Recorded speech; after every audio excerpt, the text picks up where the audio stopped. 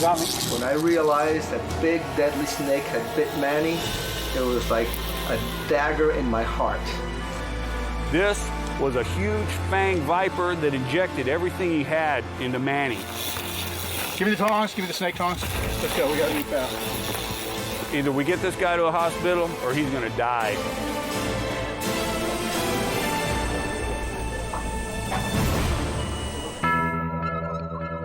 I am Manny Puig. I have spent my whole life learning to survive like Tarzan in the most dangerous and primitive wilderness, where you can be killed or eaten.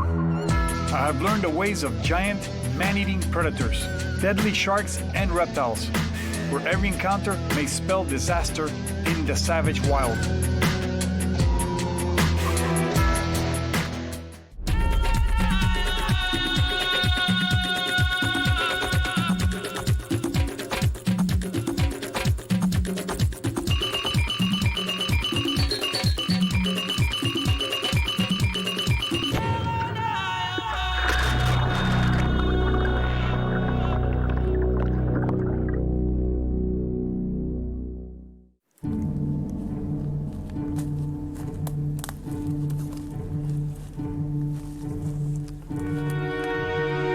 Here in South Texas, the area is huge and vast. The terrain is unbelievable. You have a wide variety of habitats. So we just get into South Texas. We're there to hook up with one of the best guides in Texas, Buck Medley, and we're all excited about this adventure that we're going on. Buck had already told us about these huge alligators, these huge alligator gar, and also the very large western diamondback rattlesnakes that they've got there in South Texas. I had seen Manny on several alligator shows, shark shows. I knew his reputation was extreme. So when I had the chance to work with him and actually do some filming, man, I just jumped at the chance. It's like a once-in-a-lifetime opportunity. Down here in South Texas, I mean, I've got everything that he needs. Giant gators, giant gar, big hogs, huge snakes. I mean, it was a perfect environment for him. And when I talked to him on the phone, he said he'd never even been to South Texas. So I go, man, you got to get down here. This is like South Africa without leaving America. Everything here is huge. It bites. You know, it's a deadly game down here. And all of these are perfect subjects for Savage Wild. This here is a mesquite flat. It's got mesquite trees everywhere. It's got prickly pear cactus. There's tons of wildlife out here. There's deer, there's javelinas, there's wild hogs, there's mountain lions, there's coyotes. So it's the very first morning, and we're out shooting. Skies are a little overcast. Day's going great. We're getting all of these wonderful pieces to build around this first show, which is going to be about the western diamondback rattlesnake. And South Texas has probably the largest and meanest western diamondback rattlesnakes found anywhere in the United States. What I really like to find in this area is a western diamondback rattlesnake. This area is ideal for him. The western diamondback is the second largest rattlesnake in North America, and Texas has the largest western diamondbacks around. I've never seen a western diamondback in the wild. I'm looking forward to finding one, and I'm gonna keep searching this area till I find one. One of the things we were doing while we were there is looking for the type of food that the western diamondback might be interested in. There are stick nest rats. It's a very specific prey of the western diamondback rattlesnake. So Manny was giving us great info and great on-camera pieces about the stick nest rat. This is the burrow of a stick nest rat. It builds its nest in here to protect itself from coyotes, bobcats, such predators. But it has a deadly enemy. The western diamondback can slither right in here and find him in there. It is the favorite food of the western diamondback. We were also finding cottontail rabbits. It's another prime food of the western diamondback rattlesnake.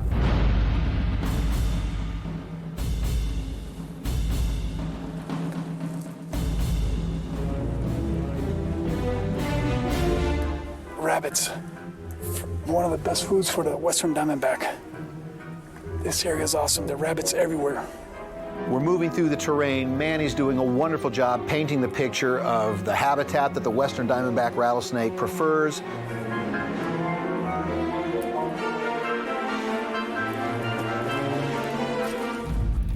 So as we're moving through this terrain, we come across a magnificent western diamondback rattlesnake, 5-6 feet long, as big around as your bicep.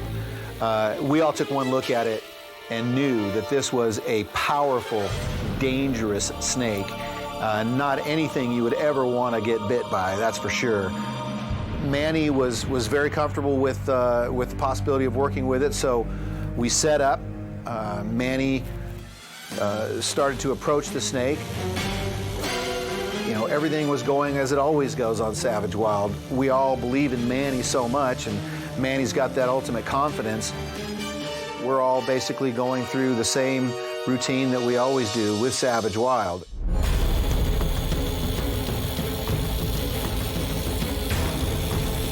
But as he goes to pin this snake was so fast and it was so powerful,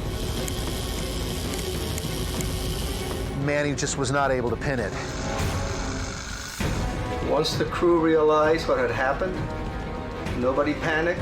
It was just get Manny to the hospital as quickly as possible. You got me. Down here in South Texas, when I'm guiding, you bring snake boots, you keep your hands off the ground. I wear these big 18-inch snake boots like this. I really had a lot of fear for Manny's life. This snake was capable of killing a man. To the guy, let's get going. Come on. Get Manny to the hospital as quickly as possible. Every second counts. I've been snake bitten. I told everybody it's really bad. Give me 50 vials of anti-venom. I mean, dump it in me.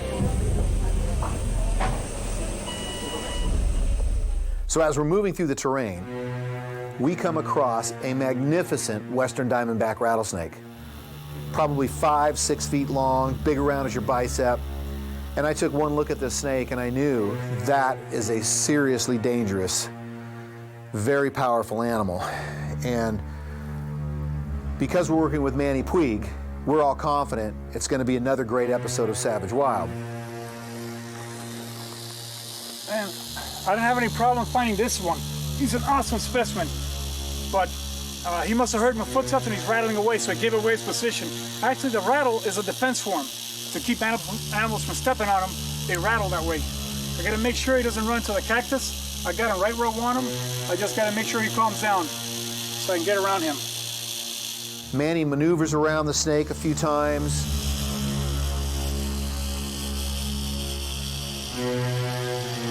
Actually pets it on the head. And we're feeling, okay, he's got this under control.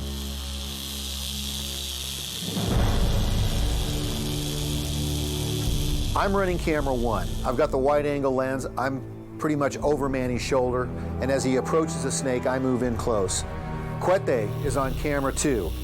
I was running camera 2, and I was very tight into the snake. The snake filled the entire frame. And as he reaches in to pin its head,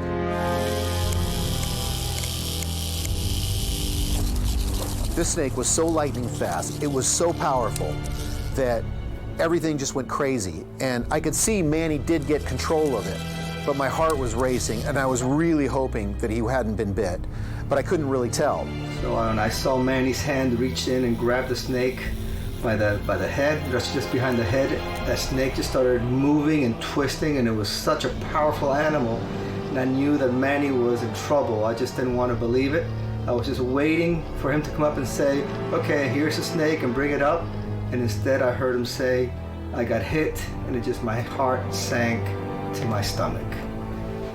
When we came upon the snake, I mean, I knew it was a monster. And Manny said, well, I can catch that snake. The guy's a professional. I mean, he never misses a click. So as I watched him, his methods and his techniques, I knew he was going to be able to get it done. So as he went for the grab, the snake was so huge, he got the grab perfect. I mean, the snake's head was this big, and the grab was perfect, but the snake was so strong that it twisted in his hand and actually sunk the fang into one finger and into his hand. And man, at that second I knew this was going to be a fight for his life, because the snake was just giant and the venom amounts were just huge. I mean, it had to pump everything it had into him. And he calmly looks me in the eye and says, You got me. and a chill ran down my spine. It was like being kicked in the chest, and I knew what Manny was in for. He was in serious trouble, and we are a long way from a hospital. We're 50, 60 miles from the hospital. You got bit? Yeah. From that moment on, I knew it was critical that either we get this guy to a hospital or he's gonna die. I mean, this wasn't a little snake bite that when you're dove hunting or just out walking around, he gets you, you know, because that's just a quick strike, and the amount of venom is just enough to kill like a small rat or a rabbit. This was a huge fanged viper that injected everything he had into Manny. Give me the tongs, give me the snake tongs. Let's go, we gotta move fast. Once we realized what had happened, our main concern, the entire crew, was get Manny to the hospital as quickly as possible. Every second counts. To the guy, let's get going. Come on. Buck, I need you to pick up all this stuff here. Leave it all here. I'm gonna run you back to the truck. Come on, just So we get control of the snake, we get Manny on the ATV, and now we're rushing on the ATV to get to my truck. From the second he got bit, I mean, every second was critical. I looked at his hand, we jumped in my buggy. I mean, we were miles from anywhere, and my buggy, we were flying, jumping rivers. We get in my truck, I'm calling 911, Buck Medley's driving. We're driving 110 to 130 miles an hour down Texas country roads. I drove 130 miles an hour. I had all the DPS, all the cops, everybody that were letting us go. They seen us going by, they were like, wow! 911 has alerted the police, they've alerted the sheriff's department, and they have basically cleared the streets in town. So as we get into town, they told us don't slow down, just keep on rolling as fast as you can, because we told them that this was a severe bite by a big western diamondback.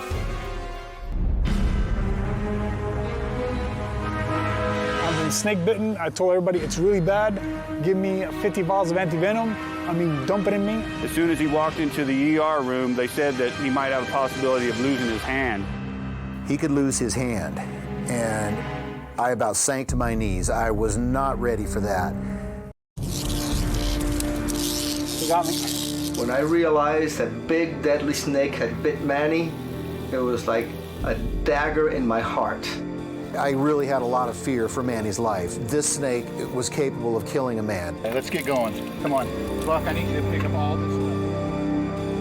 Manny's one of a kind. We had to save his life, and that's all I cared about at that moment, was saving his life. I've been snake bitten. I told everybody it's really bad. Give me 50 vials of anti-venom. I mean, dump it in me. By the time we got to the hospital, the venom was prepared. It's a huge snake bite area, so the doctors were on alert. They had the venom ready, and you know, there was a couple times when I looked in the back seat and I saw Manny, and I was like, oh my God, this guy, he may not make it, man. I saw his eyes roll back in his head. So we rushed Manny into the emergency room. They're already set up. They've got the Crofab anti-venom ready to go. They get Manny on a table, and they start helping him right away. And South Texas is a place that's really experienced at dealing with snake bite. They get 50 snake bites every season at least. So it's not something they haven't seen before, but this is a really, really bad bite. So as the emergency room staff is working on Manny, the doctor gets there, and he evaluates Manny. He steps over and he's talking to me and asks me where it happened and how long it took us to get to the hospital. And he looks at me and he says, he could lose his hand. And I about sank to my knees when he said that, because I just wasn't really ready for that. And I don't know if Manny heard it or not, but Manny's fully aware of how bad the bite is at this time. They said that he might have a possibility of losing his hand. And I mean, that in itself can just take everything out of you. That can ruin your life, even if you lose a finger. But when they said a hand, and then I heard that, I was scared for Manny's hand, you know, everything he does in life, and even his life. I mean, at that point, I didn't know. It just floored me. This was just overwhelming news for me. I mean, we knew it was a bad snake bite, but the possibility of losing a hand or even a finger was just a terrible, terrible thing to think about.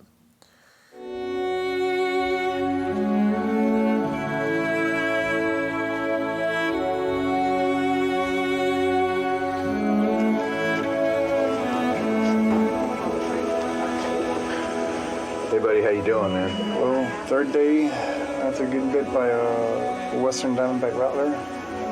It was between 5 and 6 feet long. It put a lot of venom in me. The pain has been horrific.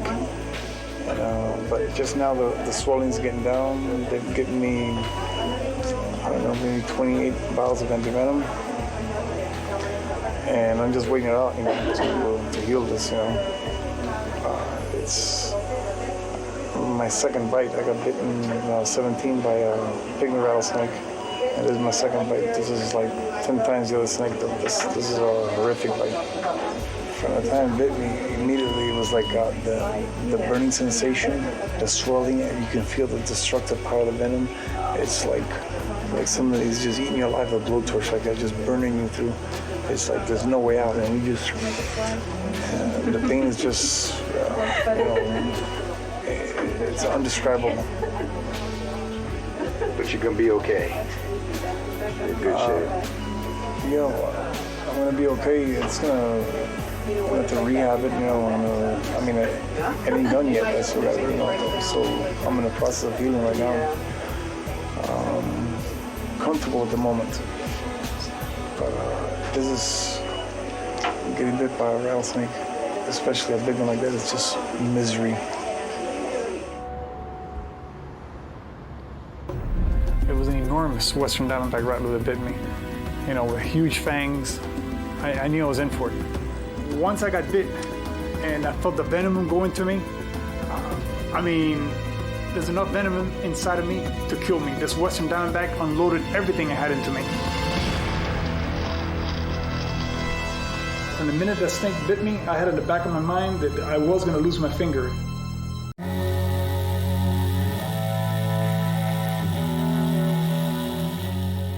As soon as I got bit, I knew the world caved in on me. It was like the worst nightmare. I felt the incredible amount of venom injected in me. I knew there was no shortcut around it. I was in for hell. And on the way to the hospital with Buck and Robin, Buck was driving 120 miles an hour to get me to the hospital. And the pain was, I could see the swelling just go like this by the second. And I'm like, if I don't get treated right away, I'm thinking, that snake put enough venom in me to kill me. 13 days later, I'm still in pain. I still feel it. I still got all, the damage there. And I look at it, there's no shortcut in it. Okay, I'm alive, but the swelling has gone down. My arm looked like a football all the way to here. It was all this was swollen all the way down here. And now, days later, I'm still dealing with it. I gotta soak it in water peroxide. I gotta watch the wound very carefully. Gotta be real careful with it. I don't take it personal. The western diamondback is part of the wilderness. It's part of the ecosystem. It's very necessary out there. And like I say, if you venture out into the wild, it is what it is. It's not a playground. It's a dangerous place. Accept it the way it is, and take responsibility for your own actions out there.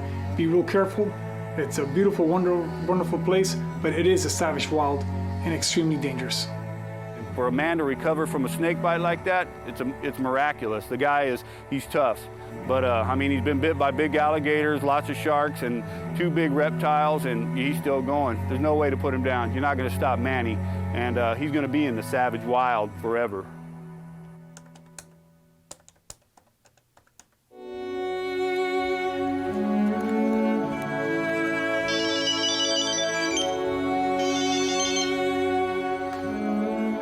Robin.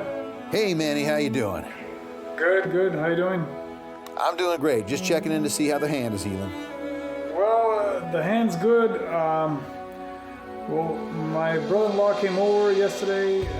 He saw my hand and he freaked out about it. He took me to the hospital. To make it short, I'm gonna have to have my finger removed. I'm okay with it. It took me about 2 seconds to decide on it.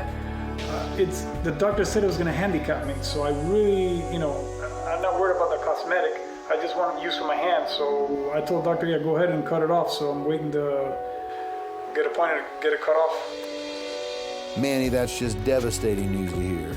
I was really hoping that you were going to be able to keep that finger. Rob, listen, don't worry about it. We're gonna keep working. I just gotta get over this. Understand that from the minute that snake bit me, I had in the back of my mind that I was going to lose my finger. The damage was so bad. It was such a big snake, and if they would have saved my finger, I'm gonna have a handicapped finger that can't function and it's gonna get in my way. I'm gonna go grab something and it's gonna get caught in the way. So I'd rather have as much in my hand as possible and, you know, have the finger out of the way than have the finger bothering me. Okay, Manny, I understand. I know it won't be long before we're in the field again. Take care, keep me posted on the surgery. Okay, definitely. Bye now. That was not a good phone call.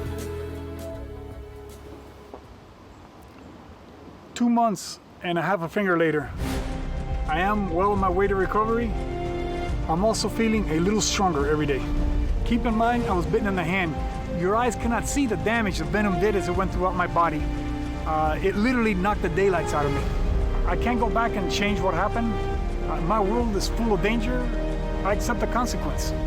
I'll be back in action in no time, exploring the savage wild and bringing you on the adventure with me.